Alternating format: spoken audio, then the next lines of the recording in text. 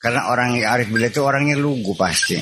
Sangat sederhana, sangat sopan. Seolah-olah dia yang hormat sama kamu. Kita melihat kasih sayang Allah itu ditampilkan dari perilaku orang yang arif billah itu sendiri. Iya, bukan berarti Allah seperti dia, tapi ya kita merasakan bahwa dia itu lagi menampilkan sifat-sifat Allah pada dirinya, kan gitu. Yang rahmannya, ya rahimnya, ya wadudnya, ya syakurnya. Betul. Jadi artinya bahwa sifat-sifat Allah itu merefleksi dalam dirinya. Dan ketika itu kamu merasakan bahwa dia itu orang hina dan kamu yang mulia. Mungkinkah Allah juga memberikan hidayah kepada pelacur? Ya sangat mungkin. Mengapa tidak?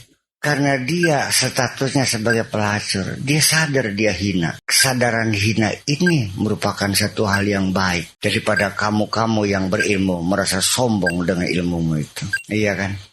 Kebaikan yang kau lakukan menimbulkan kesombongan. Kemaksiatan yang kau lakukan yang menimbulkan penyesalan. Mana yang lebih hebat?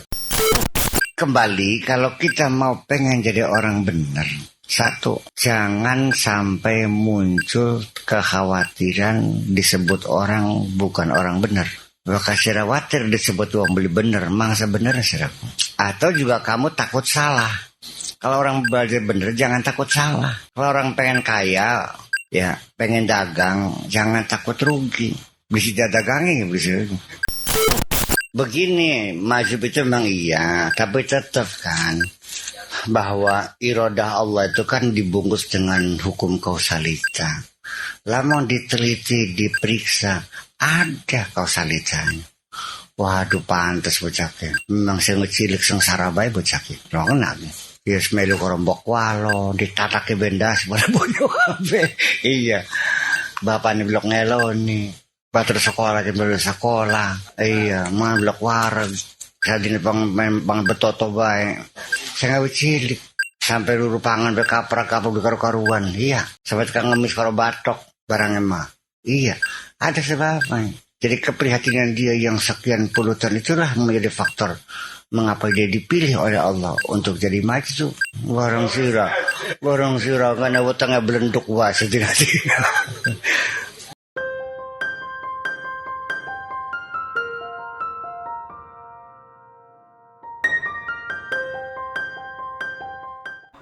Assalamualaikum warahmatullahi wabarakatuh. Sahabat Buya Syakur Podcast, kita akan lanjutkan kajian kitab Iqadul Himam, yaitu syarah dari kitab Al-Hikam, pengarang dari Syekh Ibnu Athaillah Al-Iskandari. Tentunya bersama guru mulia kita yaitu Buya Syakur Yasin MA. Oke, untuk menyingkat waktu kita langsung masuk ke materinya. Jadi wala'iyadu billah minasalab ba'dal ata'. Dan kita minta perlindungan kepada Allah jangan sampai dicabut kembali setelah dikasih. Nanti sampai sedikit jadi maning lah. Bus ditemokakan karo wong bener, kongkon bersahabat, kongkon keparak, malah madani sila mawas. Wa min su'il qada wa syamatatil a'da. Dari jeleknya putusan, dari cacian musuh, wa idalidda dan penyakit kronis, wa khaibatir raja dan harapan sia-sia, wa zawali ni'mah dan hilangnya kenikmatan, wa fuj'atin nikmati dan nikmah bencana yang datang tiba-tiba.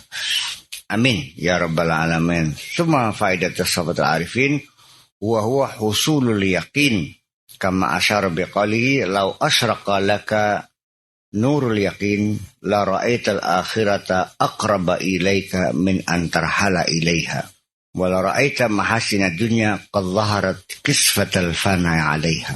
Kalau seandainya nurul yakin, cahaya kebenaran itu bersinar di hatimu, la ra'aital akhirata, tentu engkau mampu melihat akhirat, aqraba ilaika, lebih dekat kepadamu, min antar hala ilahi, daripada dijugjug, daripada ditekani, tekadewek, parak.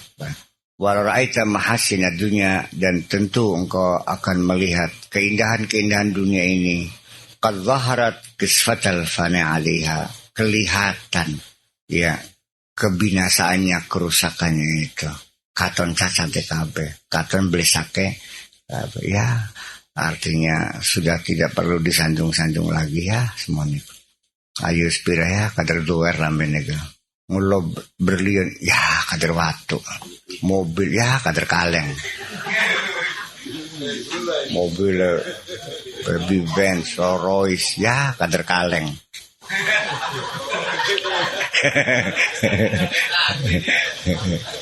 Jadi pada akhirnya bahwa bersahabat dengan orang yang arif billah memang ada teknik tersendiri.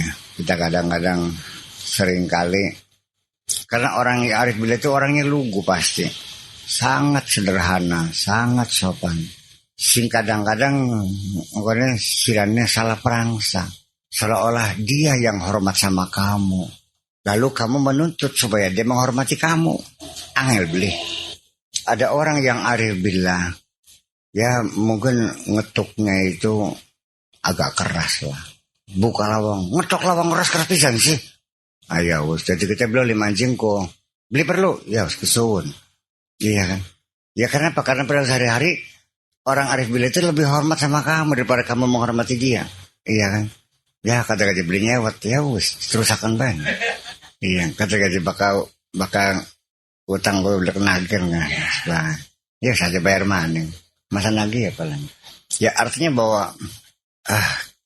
kita melihat kasih sayang Allah itu ditampilkan dari perilaku orang yang arif billah itu sendiri. Iya, bukan berarti Allah seperti dia, tapi ya kita merasakan bahwa dia itu lagi menampilkan sifat-sifat Allah pada dirinya kan gitu. Yang rahmannya, ya rahimnya, ya wadudnya, ya wafurnya, segala macamnya kan gitu. Ya wadudnya, ya syakurnya, betul. Gitu. Jadi artinya bahwa sifat-sifat Allah itu merefleksi dalam dirinya. Dan ketika itu kamu merasakan bahwa dia itu orang hina dan kamu yang mulia. Iya. Sampai ke bawah tas ke, tuh enggak, gak bakal nangkina. Di kongkon pisan. Iya kan? Ya tapi dia tidak kemana, mangga pun dia. Ya dia selalu mengatakan apa yang bisa saya lakukan. Dan dia selalu menolong kamu. Gitu. Jadi artinya ya di penghujungnya ya kalau kita belum dapat hidayah dari Allah ya ujungnya kita menghina dia kok. Iya. Diumbangin menang bayi, wah, wong laka wudele. Iya. Dan selalu disalah-salahkan akhirnya. Nah, ketika satu yang paling fatal ialah ketika kita memaksakan syariat kepada orang yang arif billah. Akhirnya kita menuduh dia orang zindik, orang kafir, orang murtad segala macam. Sampai banyak di antara mereka yang dibunuh hidup-hidup, dihukum mati. Dan itulah nasib para nabi, para rasul, para wali itu selalu dianiaya oleh masyarakatnya. Dan kebanyakan mereka mati dibunuh oleh masyarakatnya sendiri. Sing diobong, sing digergaji, sing ulamanya al-ulama billah, al-alim billah, bukan alim bisyariah. Kalau alim bisyariah, kalau fikih fuqaha. Awas. Kalau alim fi tafsir ya al-mufassirun. Kalau alim fil balagha al-bulagha. Kalau alim fil nahwi an-nuhat. Kalau alim fi sarf as-sarfiyun. Kalau al-ulama al-itlaq al-alim billah. Ya, yang menjadi kecewa sekarang banyak orang yang kelasnya alim syariat, fuqaha mengklaim sebagai ulama. Sehingga makna ulama menjadi bergeser dari orang yang kenal Allah menjadi orang yang ahli ilmu agama. Lalu muncullah majelis ulama Indonesia. Ya, seperti kita juga sama. Saya jadi ketua perkumpulan ulama. Iya. Tapi maksudnya ada al-fuqaha di situ. Ulama kecil kan rata-rata kan fuqaha. Anuhat enggak kok. Nahwanya masih belepotan. Asarfin enggak. Iya. Apalagi al-bulagha juga enggak. Al-lisaniyun, linguistik juga bukan. Ya, sekitar persoalan fikih saja namanya al-fuqaha. Ya jagoan mereka fikih, juga alam mazhab Syafi'i. Selain itu juga nggak tahu, iya kan? Nah di situ kan artinya bahwa kita sendiri juga memposisikan diri kita pada posisi yang salah. Nah karena kita sudah mengklaim sebagai warasatul anbiya, ya akhirnya engkeke sejen mana? Iya. Walhasil bahwa kesalahpahaman kita ketika awas hati-hati ketika kamu dipertemukan dengan orang yang arif billah, peluang itu kamu sia-siakan kok. Dibuang begitu saja. Gulati berlian, oli berlian asli dibuang karena cilik. Itu langsung gede, beling padahal makan kan. Ngelop sih. Iya. Yang berlian asli itu dibuang karena belum digosok soalnya sih masih kotor dengan iya. Gulati beling sih ngelop deh gitu. Jadi salah pilih. Nah, minimal untuk tahu bagaimana ya. Di situ juga diperlukan pengetahuan tentang spiritual. Sehingga dugaan kamu tidak meleset. Orang yang tidak berilmu mungkin gak bisa menilai orang yang berilmu. Mampukah orang yang buta huruf menghargai orang yang alim? Kebakalan. Padahal dia ahli nahu, sorof, balakoma. Sebenarnya orang buta huruf, tukang burung oyos. Ya, dia tidak mampu mengapresiasi. Kasih baik. Nggak kutang baik. Iya, ambrel nggak kutang baik. Sejauh mana dia menghargai keilmuannya, ya nggak bisa dengan ilmu sih. Kan?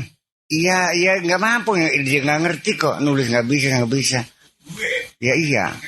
Ya bagaimana dia menghargai seorang keilmuan? Ya kita menghargai seseorang yang berilmu. Kan karena kitanya sedikit banyaknya kan punya ilmu. Paling beliau karena sadibure kita ilmunya kan kak. Iya. Nah kita anak maning uang sing mondok ning babakannya 3 tahun. Cuma berangkat takrib mengomentari pendapat-pendapatnya Roholis Majid. Iya, guru bangsa. Saya dakil di anu berkomentar. Itu sidang ngaji sepedang tahun. Ya kan gitu. Jadi karena menganggapnya sudah sepantar. Jadi kalau orang itu tidak berilmu, dia tidak bisa mengapresiasi orang yang berilmu. Orang yang tidak pernah memiliki kekayaan, dia nggak bisa mengapresiasi kekayaan. Paling-paling ya secara tradisional menghitung harta orang tuh bebeknya pira, wedusnya pira, sawe pirang bawor. Begitu di Jakarta, wah beli apa jelangka bebek lang apa. Beli buru ATM. Ya lain dong. Dia ngerti ATM. Nggak tahu. Ya sekarang sendiri begini. Gus Dur itu hebat kan yang menilai siapa? Kalau yang menilainya dari kelompoknya iya. Sampai kepada tingkatan sebutan waliullah. Ya saya tidak dipersalahkan. Itu cara orang menilai yang nggak salah dong. Memang begitu cara menilainya. Seperti juga kamu sangat menghargai saya, ya nggak salah. Nah ketika ada orang mengatakan, ya nggak apa-apa nih, ya nggak salah juga, karena dia melihat seperti itu. Kadar rumah beli dua, kadar sakor-kora sawah beli dua, rumah kadar pagar, iya, kadar sedina-dina sembur kayak ulah dumung kadar juga. Ditesing di, ya jangan disalahkan yang dia bisa melihat seperti itu, iya kan begitu. Jadi ketika yang melihat Gus Dur hebat, ya sekarang kalau ada orang yang melihat tidak hebat, ya jangan disalahkan juga. Sekarang dari orang-orang sendiri ada sempalannya itu. Menjadikan partai namanya PKNU. Di situ mereka menghujat ya. 9 alasan kenapa meninggalkan Gus Dur. Nah ya kan. Sehingga yang menjadi persoalan kita secara objektif. Nah kalau saya kan pengennya sih objektif. Saya melihat orang itu hebat bukan karena aku suka sama dia. Ya, aku mengatakan wah nggak hebat bukan jangan karena aku tidak suka. Like and dislike bukan secara objektif. An-nadru fi syai' ala ma huwa fi. Melihat sesuatu apa adanya. Sampai sekecil apapun kita harus bisa melihat secara objektif. Ya satu sekarang begini. Saya dipanggil-panggil ya suruh mampir ya dengan pakai kutang saja di rumah gubuknya itu. Makanya mampir sama kaji mana? Waduh ngerakel-ngerakel. Apakah saya marah? Ya tidak, malah justru saya menghargai. Kini jauhnya saking hormatnya semuanya. Nggak kutangnya abang. Main duduk dia kan sambil nebak-nebak ranjang pelupe kah? Alhamdulillah. Ya saya juga saya mencoba untuk menghormati. Dia baik kok. Dia baik. Dia hormat sama saya. Iya, buktinya kanggo kandaning wong je. Pakai sakur mene, nuke duduk jadi kebanggaan. Ya, ketika dia berpenampilan dengan pakai BH aja, ya jangan disalahkan yang bisanya segitu. Ya kan begitu. Nah, ya karena itu. Nah, ketika sayanya orang yang gila hormat bisa mengatakan dia kurang ajar. Iya. Ya artinya bahwa jasa orang sekecil apapun, kebaikan orang sekecil apapun harus bisa kita lihat secara jujur dong. Jangan underestimate. Kadang-kadang kesalahan kita menilai karena kita memposisikan diri kita terlalu tinggi soalnya. Iya kan? Ya udah coba belajar benerku. Aja pasang harga dia terlalu tinggi dong. Iya kan? Ya artinya bahwa saya melihat malah justru perilaku orang-orang miskin, orang-orang rakyat jelata lebih jujur apa yang di hatinya daripada kita bergaul dengan para diplomat, dengan para pejabat, dengan orang-orang kaya. Semuanya kemunafikan aja kok. Hanya dibuat pura-pura aja kok. Nggak jujur. Sing paling enak Roman Kadimik. Iya, kalau dia beli. Ya kalau dengan orang-orang sekitar kita yang sudah ada kepentingan politik kan enggak jujur. Di hadapan kita bilang iya. Minggu ini rimpung boleh. Nah, jadi artinya bahwa kejujuran kita sendiri itu bisa kita lihat perilaku seseorang jujur dan itu baik. Aksaru ahli jannati al-bulhu. Orang yang masuk itu kebanyakan orang-orang lugu. Bukan orang pintar, orang yang lugu. Orang artinya lugu. Baik, sederhana sekali itu. Pelantar pelintir beli. Yang jujur, yang seadanya. Gitu. Jadi jangan dikira bahwa dengan pengetahuan kita tentang agama Islam itu luas lalu kita ada jaminan surga. Enggak. Benar, saya. Iya. Sebab apa? Ketika seseorang itu mampu melaksanakan tugas dengan tidak diberi fasilitas, itu yang hebat. Kita ngongkon santri, cek duite, cek mobile, cek kuncine, kini gue tuh udude, ini buat hotelnya, nggak hebat. Yang hebat itu ketika ada santri saya, siap saya laksanakan. Beli tepai duit, pragat pekerjaannya, itu yang hebat. Mobilnya lagi langka. Bosan kondisi, langka, wis, ngokot sekarang. Ya, tanggung semuanya. Itu yang hebat. Makanya ketika Mankadim itu mau melaksanakan sholat, mau melaksanakan ibadah dengan tidak diberi fasilitas apapun, itu yang hebat.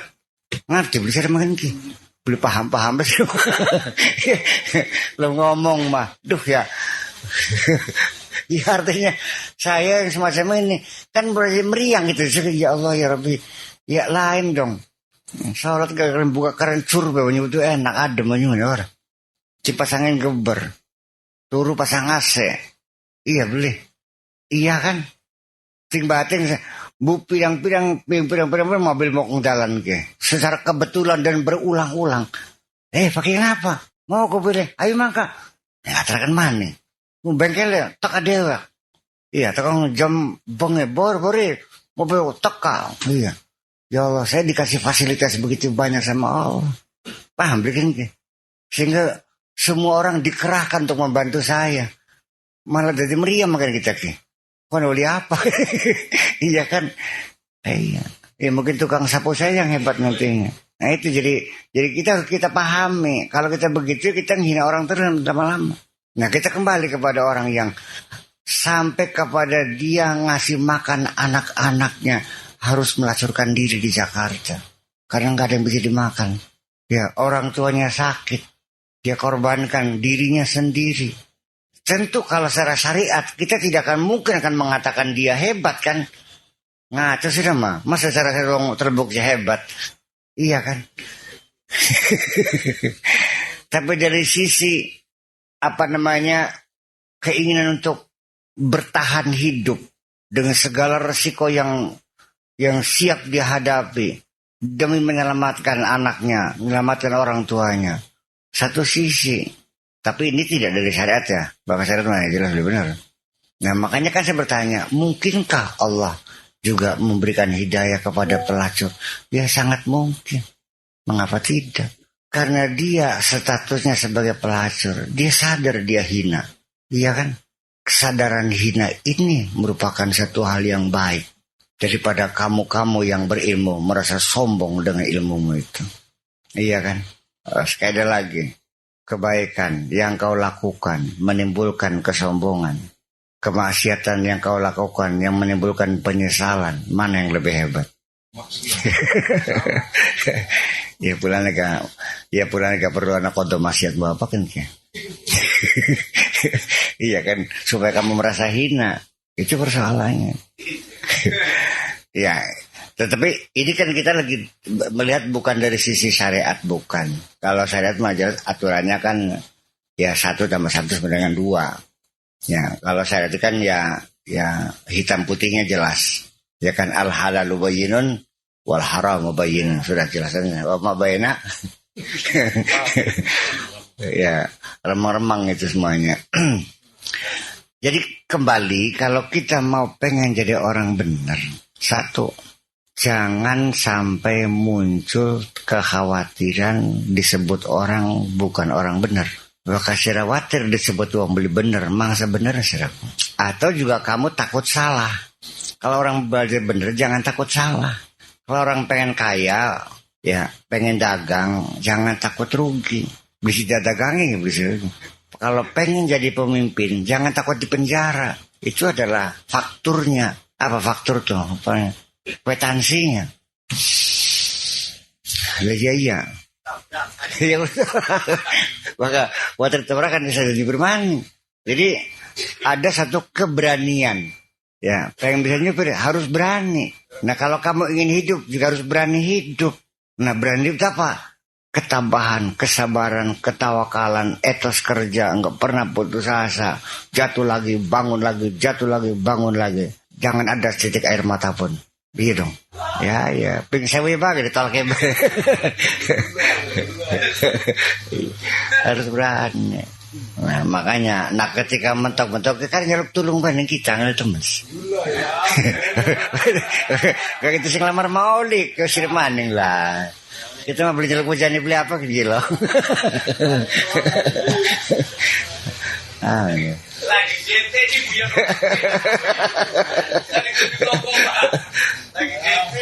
Iya, masalah. Ya itu kan. Ya di situlah wasilah itu diperlukan. Artinya rekomendasi itu diperlukan. Apapun juga diperlukan rekomendasi dalam kehidupan sehari-hari, diperlukan rekomendasi. Nah makanya ketika kamu ingin mencapai Allah juga ya harus ada yang merekomendasi. Anasi nyangking. Baka ujuk-ujuk arane majzub. Ujuk-ujuk serawak bleng tekan kena kon kah? Iya, ujuk-ujuk kun kalane jazab majzub. Apa? Jazab kan sedot, artinya kesedot gitu. Daya magnetik yang sangat tinggi sekali, kesedot masuk aja. Ya bisa saja terjadi sama akhirnya yang majzub ataupun yang pakai suluk juga sama. Melalui latihan, melalui ya aurat, melalui tariqah dan sebagainya bisa nyampe. Tapi prosesnya lama kan gitu. Ya ada masalah, lama sebentar. Yang penting asal kita jalani, jangan keburu merasa, jangan cepat putus asa. Jangan merasakan cepat capek gitu, bosan. Disijak gitu. Tiba maning tangi maning sampai kapan? Terus aja sampai buskari sekilane baik ditinggal pur. 20 tahun puasa. Mari gini puasanya. Sangit kini dalam Gusti Allah. Idih. Kalau cek sembahyang ngomong aja sangit Gusti Allah. Kenapa sih? 20 tahun udah puasa beli kabul-kabul. Begini, majub itu memang iya, tapi tetap kan bahwa iradah Allah itu kan dibungkus dengan hukum kausalita.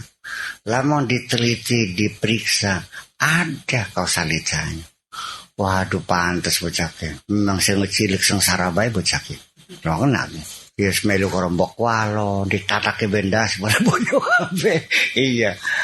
Bapaknya blok ngeloni, batur sekolah ke blok sekolah. Iya, mah blok wareg. Sadine pang betoto bae. Saya ngawit cilik. sampai luru pangan berkaprak-kaprak karu-karuan. Iya. Sampai tukang ngemis kalau batok barangnya mah. Iya. Ada sebabnya. Jadi keprihatinan dia yang sekian puluh tahun itulah menjadi faktor mengapa dia dipilih oleh Allah untuk jadi maju. Barang sira karena utangnya belenduk wah setina-tina. Ya maju sejen bakal ya sekarang seorang pelacur di tengah-tengah dia melacur langsung dapat hidayah, langsung dapat jazab, langsung jadi wali sih. Karena apa? Setiap malam dia merasakan kepedihan hatinya itu kan. Kenapa harus melakukan hal semacam ini? Iya kan? Jadi saya kira kesadaran batin itu yang ditunggu sebenarnya. Iya. Kita bisa saja berperilaku seperti rendah hati, sopan, ngomong bebasan, nuding karo jempol. Iya kan? Tapi semuanya hanya pura-pura kok. Tawadhu hakikatnya nggak ada. Tawadhu istinai dibuat-buat. Dan itu sangat relatif sekali. Bahwa kelihatannya Pak, dia baru tawadhu rendah hati ketika tamu yang datang itu lebih kaya. Iya. Ketika tamu yang datang itu lebih miskin. Ya kon manjing singguri sih. Jengkok kalau ngeliti dewek. Dari sisi keilmuan, kalau yang datang ulama besar ya dia hormat. Begitu yang datang itu orang bodoh. Ya, dihinakan kok. Iya kan? Nah, makanya kapan kita itu tawadhu yang sesungguhnya ketika kita sudah bisa melihat kebesaran Allah. Itu kuncinya. Betapa hinanya kita, betapa rendahnya kita ketika melihat kebesaran Allah. Kalau yang lihat kebesaran manusia mah ya nggak bisa tuh. Iya kan? Nah, makanya ketika orang itu di tengah sedang melakukan kemaksiatan, sedang melacur, jadi telembuk ya. Kok bisa? Memang iya karena pada momentum yang sangat berharga sambil menitikan air mata di tengah malam. Kenapa aku harus demikian? Menjerit hatinya Allah, ampunilah segala dosaku. Itu yang dikabulkan. Sudah mau istighfar pengen turun atas gak beli nangis beli apa tuh sudah mau boro-boro dengan air mata. Cangkem ya astagfirullahaladzim. Mati mah kita ini salah apa? Astagfirullahaladzim kita salah apa? Astagfirullahaladzim kita salah apa? Masih menanyakan salahnya apa? Iya karena selama ini kamu tidak merasa bersalah. Sembahyang dilakoni, zakat metu, kajiping telu, ngaji rajin, ora. Wiridan gal sabtu korki jukim ditinggal. Non? Lagi karena itu. Jadi ada kausalita yang ada. Mengapa dia? Makanya jadi la yusalu amma yafalu. Lamun kamu menggugat pada Allah, kenapa dia dikasih saya tidak? Enggak bakal terjawab. Karena Allah tahu sendiri kenapa dia. Iya kan begitu. Nah sekarang kan apa perlu saya doakan? Kamu harus menderita dulu. Gak mau. Uma entok sawah entok rabin entok anak entok tinggal entok layar beli kehilangan pegot. Baru hilang harapan. Baru sadar bahwa manusia sudah tidak bisa diharapkan lagi. Hanya satu Allah sajalah. Jadi itu yang perlu ya. Kondisi seperti itu yang dinantikan. Iya kan. Ketika kamu mencintai perempuan ini ditolak maning, demun kan maning disuak-suak suratnya maning, demun maning diedoni maning suratnya ditekan-tekan maning. Wah, semua.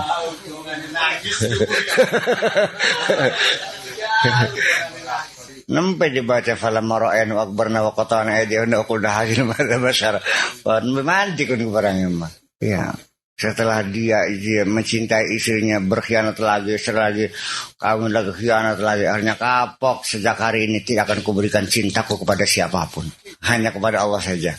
Nah, baru jadi kan. Sebab yang ditutup adalah monoloyalitasnya itu.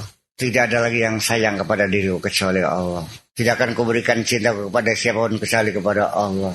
Nggak ada lagi harapan kecuali dari Allah. Itu yang diharapkan. Kalau masih ada yang lainnya, mamang bisa nulung, ya pada berarti bisa orang mamang itu. Iya kan? Mamang bisa nulung orang. Subhanallah, level. Yang terkadang kamu sendiri memposisikan diri kamu selevel dengan Allah atau lebih besar dari Allah. Ketika engkau berbuat baik kepada seseorang, dia tidak berterima kasih kepadamu dan tidak menyanjung kamu. Dia menyanjung Gusti Allah. Alhamdulillah nyewet. Iya, alhamdulillah Gusti Allah iya. Tapi sing diterku pada kita orang. Sing ulung akan siapa? Tangan kita orang sini kok. Baru beli itu duitnya kah? Dan orang yang kita baiki ketika menyebutkan berterima kasih pada Allah, salah alamat yang kita nulung Gusti Allah. Ya, yang semacam itu sampai kepada kiai yang ngajari santrinya pun ketika santrinya itu alim, dia mengklaim dia mengajarin kamu kan saya. Iya, santrinya ngedalil wa'alamal insana malam ya alam, koplok kan para nabi itu sih dah kasih kecemburku kita orang.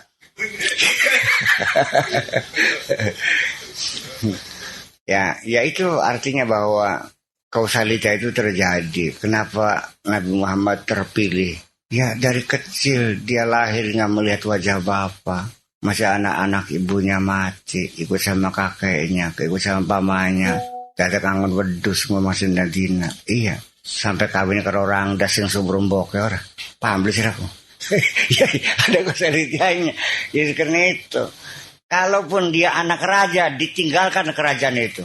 Untuk mencapai titik kulminasi itu.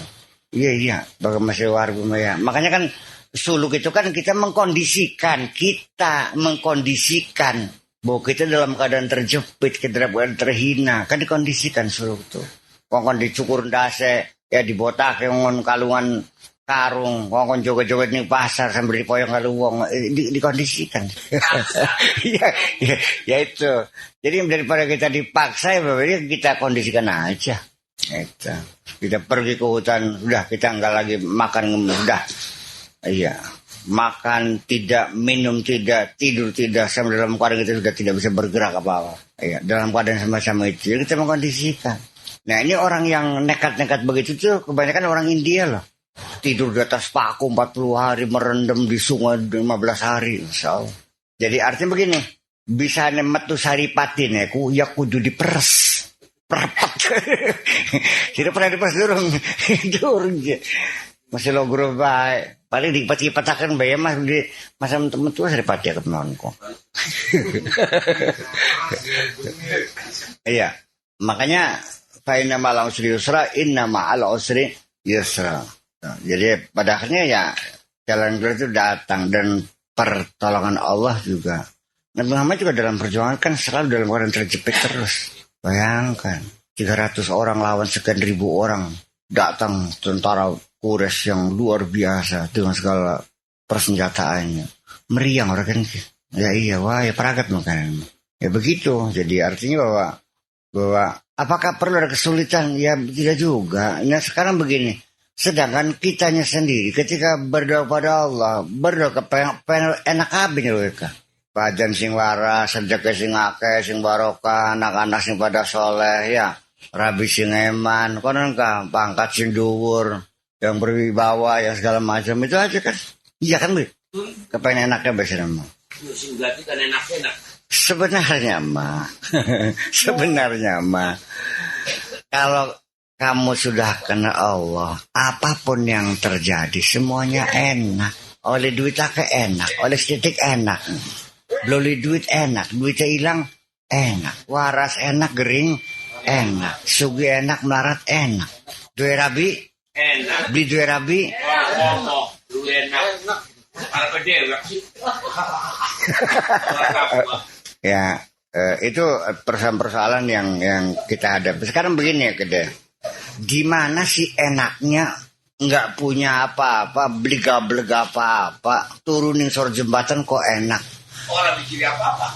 Ketika engkau sudah tidak punya uang, dalam keadaan sudah jadi gembel, ketika engkau menemukan nasi basi di tempat sampah, nikmatnya luar biasa. Nggak beli. Bakawis seluruh rabi beli payu-payu, oli bocah rambene doer, enak. Paksa. Jadi yang membuat kamu bahagia bukan hartamu. Tanpa harta pun Allah bisa bikin kamu bahagia. Yang membahagiakan kamu bukan hartamu, tapi Allah yang membahagiakan kamu. Ketika kamu itu terkena penyakit TBC, ya bukan karena virus tuberkulus, tapi Allah yang bikin TBC sama kamu. Itu hanya sebagai hukum kausalitas saja untuk membungkus irada Allah saja. Sehingga tanpa virus kamu mati juga. Tanpa harta kamu bisa bahagia juga. Nyembuknya yang tinggal di bawah jembatan. Ya, kader lakinya tukang luru puntung rokok, rabina tuku kertas bekas, turunin kelas bodol, bantalnya gulungan koran bekas. Bayangkan, ngelibutinnya bekas kan kaleng Indomie, kodeknya dadaknya belak tangannya nguwong, pagar yang nguwong. Iya, lalu kader uya kau sabrang bae, rongnya belak entok jemangan, turunnya lali, kekepannya hangat. Bisa tertawa terbahak-bahak. Gak kelihatan. Ya memang iya begitu. Makanya bisa masa jatuh tuh kan mau kaduan mau mah. Ketika usia kita seremaja, hati kita menyimpan cinta kepada seorang perempuan. Hari-hari yang pernah saya lalui semuanya indah. Padahal segopok kalang kan duting kantong. Apa yang terjadi? Menjadi nikmat. Iya. Melaku sampai tekan 30 kilometer kayak dilakukan di Beijing. Ketika hati kita menyimpan cinta kepada sesama manusia saja, semuanya menjadi indah. Bayangkan, apalagi kalau kita sudah mencintai Allah. Pernah beli di mana baca wadon? Bengen kah? Beli gawa duit, senang beli. Nganggu sepeda bodol, turunin gubuk di sawah. Iya. Nah, tetapi sebaliknya, ketika hati kita menyimpan dendam kepada siapapun, bayangkan betapa sempitnya dunia ini. Ambekan sampai tekang berkentug ambekan. Turu ya belenak mangan, belenak pateng kerengga bendaski. Hanya dendam kepada seseorang. Ya ada alasan dendam karena kamu dikhianati. Iya kan? Dendam kamulah menyiksa dirimu itu. Jadi ketika engkau tidak menerimakan apa yang terjadi atas dirimu, sesungguhnya adalah engkau dendam kepada Tuhanmu juga sebetulnya. Ya kenapa aku jatuh miskin? Kenapa uangku hilang? Kenapa padi itu gak jadi? Selalu dendam kepada Allah kok. Ya menyesali dirinya sendiri. Kenapa? Awak tumpur temen awak ya. Ya artinya kan begitu. Nah saya juga kan menjadi pengasuh di sini juga mengalami hal yang sama. Ketika ada ustad yang saya kasih rumahnya tembok, ada saya rumahnya pagar. Ngersurah sih pagar sih. Kenapa bukan saya? Nah perilaku yang semacam itu kan menjengkelkan saya. Barangnya mah duduk karena pilih kasih. Kabeh tekeman kabeh. Mau duitnya langka. Ya tak kasih beli kentenan. Beli terima kenapa duduk kita. Saya kan lebih senior. Bayangkan tiap hari kamu kepada Allah begitu. Beli tulis cep menengah cakai bacotek kah. Jadi barangnya sampai sekarang masih jumeneng sir masih urip. Saking mana Gusti Allah barangnya. Lawan beli direbet di kape sih. Ya ini yang kita tidak sadar sungguhnya. Sungguhnya kita tidak sadar. Jadi belajar ketika kita sudah belajar benar, ujung-ujungnya tidak ada yang disalahkan. Paling-paling walakin anfusahum ya udah salah kita sendiri aja. Ya salah kita deh, kasar bukan nguriannya telat. Asalnya tandur kita telat tadi kurang banyu. Nah, setelah banyu beli garap begitu macam itu. Ya selesai. Kalau kita sudah menyalahkan diri kita sendiri, selesai. Tidak ada yang disalahkan. Betapa enaknya kan kita menyalahkan orang lain. Selalu mencari kambing hitam. Nah, ketika orang itu menyalahkan orang lain, itu sudah pertanda bahwa orang itu tidak mau menyelesaikan persoalan. Tapi kalau iya salah saya, di situ akan muncul bagaimana selanjutnya, apa yang boleh diperbaiki. Itu tugas kita itu seperti itu. Nah, kalau orang itu menyesali hidupnya sendiri kan berarti kan menyalahkan Allah kan begitu, disalahkan Allah. Jadi artinya Gusti Allah serba salah apa ini saya Gusti Allah. Maka bener Gusti Allah. Udan beli mudun-mudun disalahkan nah. Di udan baik salahkan mana? Sedina udan sedina beli anggar salah. Jagat naik log teman makan itu. Dan ujung-ujungnya Allah selalu salah di matamu itu. Karena apa? Karena kau merasa lebih hebat dari Allah. Nah makanya jadi ini kata kunci yang terakhir adalah ketika engkau sudah mampu mengatakan la haula wala quwata illa billah. Bahwa kita ternyata tidak bisa buat apa-apa. Semuanya menentukan adalah Allah. Dan kita tinggal hanya menjalani saja. Dan sejak ini saya sudah tidak lagi memilih apapun. Beli-milih sugi, beli-milih waras, beli-milih pinter, beli-beli. Mangga usah milihkan. Kita mah tinggal ngelakuin ibadah. Ya secara substantif harus kita jelaskan dulu. Bersyukur itu apa maksudnya? Iya. Apakah dengan mengucapkan terima kasih? Iya kan? Ya kalau hanya mengucapkan terima kasih ya kita sudah menjadi orang bersyukur semua dong. Bayangkan, alhamdulillah, alhamdulillah, alhamdulillah, alhamdulillah, alhamdulillah kalau sembahyang. Betul. Ya syukur Allah. Begini, ketika kita mendapat nikmat, lalu nikmat itu digunakan untuk yang tidak benar, jelas itu tidak bersyukur. Sekalipun mulut tidak mengatakan alhamdulillah, tapi nikmat itu digunakan sebaik-baiknya dan untuk kebenaran, itulah wujud daripada syukuran. Nah karena rezeki itu disimpan baik-baik, dijadikan modal baik-baik, ya kan, ditabung baik, la azidannakum, akan ditambah lagi. Jadi jangan begitu alhamdulillah itu buruk tukar dari kemana-mana. Ya enggak. Iya. Ya alhamdulillah.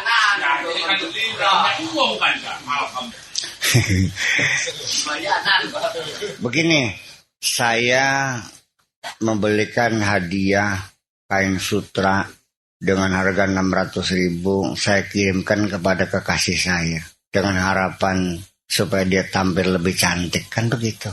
Tiba-tiba WhatsApp tiliki kain sutra kah dinggo keset golap go keset digelar rumah go keset. Tersinggung nggak saya sebagai yang memberikannya? Dan betapa Allah mengirimkan nikmat untuk kamu, ternyata engkau menghina sang pemberi nikmat. Nembe dipairong bau setengah kah wis kawin maning. Alasannya sunnah rasul. Dari mana sunnah rasulnya? Anak jadi terlantar, rumah tangga jadi kacau balau. Nembe mereka wis lupa diri, sudah mulai menghinakan orang miskin, ya kan? Ibadah suruh keteler-teler, sembahyang mulai dong jiling maning, ya kan? Yang tadinya malam sholat sekarang ke diskotek.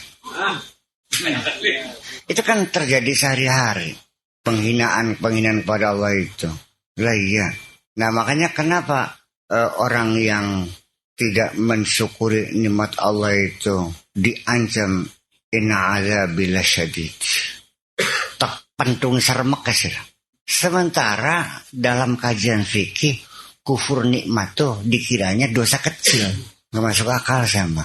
Masa inna azabil syadid dosa kecil kata kufur nikmat? Ya beli paham beli. Ya berarti kan nggak paham. Iya beli aja siap. Jadi ya kata ya aku nak kufur nikmat cokonan. ya kan begitu. Jadi artinya bahwa kita telah lupa diri, menghinakan Allah dengan perilaku semacam itu. Ya usira bae, anaknya mondok dikirim duit. Mereka nggak SPP, kan nggak sehari orang nggak tuku buku, kan nggak mabok-mabokan. Wong tua mereka apa beli mengkal? Ya sama dong. Setiap hari kita tuh menggunakan nikmat Allah. Saya kira bersyukur itu ya seperti itulah kira-kira, memanfaatkan nikmat itu sebaik-baiknya. Tetapi bisanya kita memanfaatkan ini, disimpan, dimodal, digunakan yang baik-baik. Itu kan atas kesadaran kita, pemahaman kita bahwa nikmat ini adalah diberi oleh Allah. Tetapi kalau kita tidak pernah mengakui Allah memberi, ya oleh lu dewek, oleh pegel dewek, banting tulang, paras keringat, oleh kengeran dewek, awan jadi bengi jadi awan. Endas jadi sikil jadi endas. Jam loro bengi masih gering-gering banyak sawah. Apa yang dia peroleh itu diyakininya hasil jerih payahku. Kalau orang merasa ketika berhasil mencapai apapun lalu diklaim adalah hasil perjuanganku, jerih payahku, kapan dia bisa bersyukur sama Allah? Kapan kita mengatakan hadza min fadli rabbi? Kapan kita mengatakan ini karunia dari Allah? Sulit sekali. Nah, saya kira untuk merumuskan bagaimana yang terbaik kita bersyukur kepada Allah, ya cobalah tanyakan kepada Allah. Kaifa ashkuruka ya Rabbi? Bagaimana aku bisa bersyukur kepadamu? Iya kan? Karena nanti yang menilai bukan saya, Allah menilai. Iya kan? Nah, sekarang orang dapat nikmat senang enggak? Senang. Kalau enggak senang nikmat bukan. Sebenarnya sih semuanya ini nikmat sebetulnya. Hanya ketika kita menangis, kita sedih karena kita tidak sadar itu satu nikmat. Allah menciptakan kamu, memberikan nafas, memberikan fasilitas. Iya kan? bisa ambekan, bisa mangan. Semuanya itu adalah nikmat. Sehingga kapan kita merasa menderita? Sebetulnya hanya karena sebagian kecil nikmat Allah dikurangi. Kamu dikasih 1.000.000, diambil 3. Masih ada berapa sisanya? 997. Masih ada. Tapi kenapa kamu kok tidak menerimakan? Hanya diminta 3 itu. Paham bikin? Mata masih mendelik. Berapa harganya? Paru masih kembang kempis. Jantung masih berdegup. Kaki masih bisa melangkah. Tangan masih bisa bekerja. Ya, ilat masih bisa ngoceh. Sawah masih ana, mobil masih ana. Kenapa sampai kamu menjerit-jerit itu? Lah iya kan. Sehingga tekpai 1 hektar. Tek soplok kising 2 hektar. Tek cukut maning kanggo adinira. Beli terima. Sadar nggak ini macam ini? Jadi ini saya ingin menjelaskan bahwa semuanya itu adalah nikmat Allah. Dan wujud kita di bumi ini adalah satu kenikmatan. Dan nikmatul kubro ada nikmatul ijad. Nikmat diciptakan. Lalu fasilitas itu namanya nikmatul imdad. Ya kan? Dengan kecerdasan, dengan pangkat, dengan jabatan, bisa kawin, dua anak, dua sawah. Itu namanya nikmatul imdad. Itu terlalu banyak sekali yang kita terima. Hanya sebagian kecil, hanya karena kebijakan Allah untuk sesuatu yang lebih bermanfaat sehingga dikurangi sedikit. Masih dalam ruang lingkup nikmat itu juga untuk kebaikan kamu. Kenapa kamu marah? Di ujung-ujungnya mah kurang ajar kabeh mendesaknya. Langkah yang bener. Lagda kabeh. Ya memang pada ujungnya kalau seandainya engkau mengerti bahwa semuanya nikmat, pasti tidak akan keluar dari mulutmu kecuali memuji Allah. Hanya alhamdulillah. Wa akhiru da'wahum alhamdulillah rabbil alamin. Akhirnya ucapan terakhir, ya kan, adalah alhamdulillah. Semuanya alhamdulillah. Jadi artinya dapat duit banyak alhamdulillah, dapat sedikit alhamdulillah, tidak dapat duit alhamdulillah, duitnya hilang juga alhamdulillah. Ketika duit kamu hilang, itu artinya Allah diminta oleh Allah untuk ngasih makan orang lain. Karena kamu yang nggak ngasih, makanya dicuri. Paham boleh? Gusto lo kebeli makan di sini baik, kudu makan di dokter. Nah cara pribadi sih, kudu sakit dingin. Ngerti beli?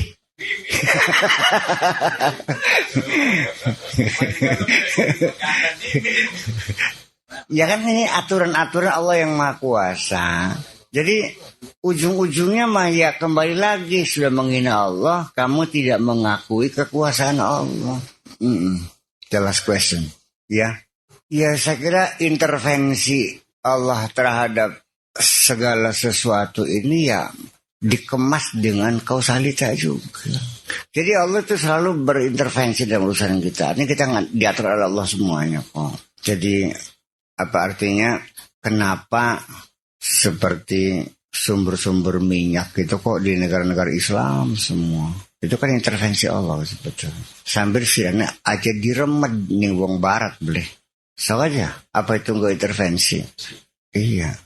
Di negara-negara Islam minyak semuanya di negara Islam. Apakah mungkin itu kebetulan? Ya enggak juga. Namanya kebetulan sekali, kalau berkali-kali mau kebetulan. Begini, kalau kamu melihat orang yang beragama lain, apa yang kamu rasakan?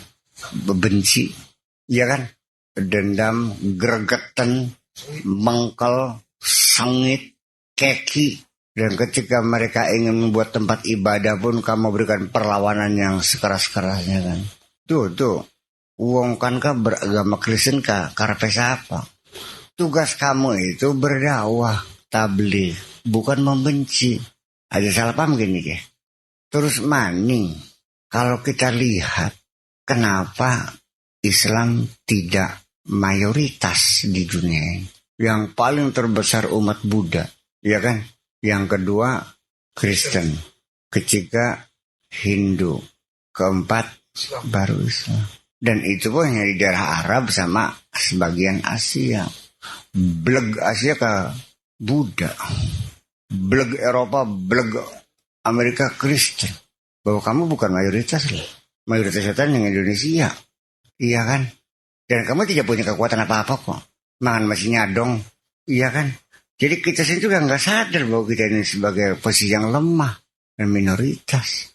Apa kita benar ada orang kelaparan, orang sakit, orang bodoh diwuruki, dibantu oleh orang Kristen dihargolis? Kamunya marah kan? Karena mereka masuk Kristen kan marah kamunya. Siap perang jihad dan sebagainya. Bukan kamunya ngasih enggak. Wong ki melarat ngelimangan. Ana sing ngepai di sini nyewat bloli. Jadi kok kan modern beta kon. Bukan saya tanya. Ini orang ke dihargolis apa yang pernah ke desa pernikahan? Bantarwaru. 36 orang masuk Kristen. Karena mereka dikasih makan, dikasih obat, dikasih segala macam masuk Kristen. Kok kamunya marah sih? Otak kejaran beli, non. Kok dia aja mau dingin. Jadi lamona wong kang sirane beli ngepai, wong Kristennya beli ngepai tuli mati. Kono sini pengen nih. Bukan mereka tapi ini kitanya. Ini kenapa marah? Ada orang ngasih beras, ngasih Indomie. Sudah sirane ngepai beli. Udah. Atas dasar apa kamu ngaku beriman, ngaku beragama Islam? Padahal kamu tahu banyak orang kelaparan di Indramayu. Kenapa tidak kau sumbangkan sebagian hartamu untuk ngasih makan mereka? Kalau anak-anak yatim terlantar, orang-orang miskin kelaparan, agamamu bohong semua. Iya. Di mana letak inna dina indal Islam? Apakah kamu Islam? Kamu tidak ngasih makan orang fakir miskin kok? Lah iya. Yang ngasih makan orang miskin siapa? Mereka kok. Ya berarti mereka yang Islam dong. Jujur memang. Iya, jadi kebencian yang tidak beralasan. Ya, ini hal yang semacam itu kita harus introspeksi. Bahwa kita kan nyalah-nyalahin Gusollah barangnya mah. Sekarang begini, saya punya hajatan. Ada yang saya tugaskan sebagai pagar ayu, penerima tamu. Pakai make up cantik-cantik.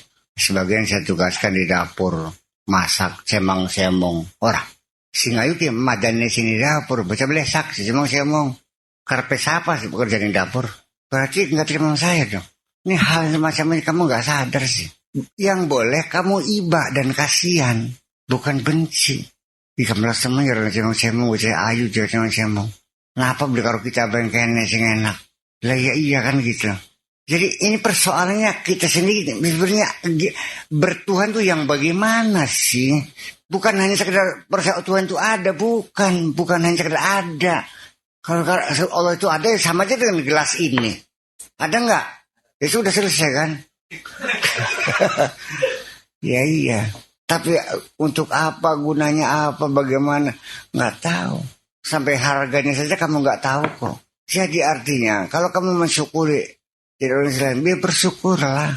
Coba amalkan, buktikan keimananmu. Nggak usah nyurang-nyurang jilat-jilat orang lain kok. Lah ya iya. Begini, kalau kamu ingin berdakwah, menyebarluaskan agama Islam, caranya bukan madani agama lain. Tunjukkanlah kehebatanmu menjadi negara besar yang makmur. Berilah mereka kemakmuran, pakanan manusia. Insya Allah mancing Islam. Maka di badannya malang musuh malah tukaran. Jadi sini mengajak tukaran itu dakwah. Apalagi kita ini bukan kepada agama lain, kepada sesama agama Islam. Hanya karena berbeda sekte kok sampai takang gulat nih DPRD ki. Sidang paripurna aja gulat cotos-cotosan. Ya kan begini kan saya bisa bertanya, itukah yang diberikan ulama kepada bangsa? Bukan. Itukah yang diberikan oleh ulama kepada bangsa? Ya artinya kan kalau kamu pengen jadi ulama yang benar dong, tampilkan yang santun, yang baik, yang selalu memaafkan, dan jangan menyimpan dendam kepada siapapun. Jadi duduk kok yang ngicit lembuk, melas yang lembuk. Ada yang ngicit sopat, duduk melas yang sopat. Malas teman, nurup hidungnya ini belenak, ini harus bisa sentuh teman ya. Nah kalau kamu merasa kasihan, bukan musuhi. Tapi kamu berpikir bagaimana membuka lapangan kerja untuk mereka. Sekedar teman. Orang itu bisa nyuruh itu karena kebaikan dong. Lah, bagian ngomong beli doyan, beli gelem, becotan kah? Payan duit tinggal dina, gelem saja kah? ngobrol sejuta, ayo nggak gitu. Saya sama ya nurut dengan kebaikan. Ya makanya dengan kebaikan itu orang bisa jadi nurut. Kalau kita dengan kemarahan, dengan kebencian, ngeri jadinya. Jadi malah ini kita terbalik, bukan berdakwah tapi mengucilkan Islam itu sendiri. Menjadi agama yang sadis, agama yang eksklusif, agama yang cuek dan sebagainya. Iya, serakah. Maka kita bertanya, apakah kamu tidak serakah? Apakah kamu tidak egois? Apakah kamu tidak pendendam? Apakah kamu tidak suka menjelek-jelekan orang lain?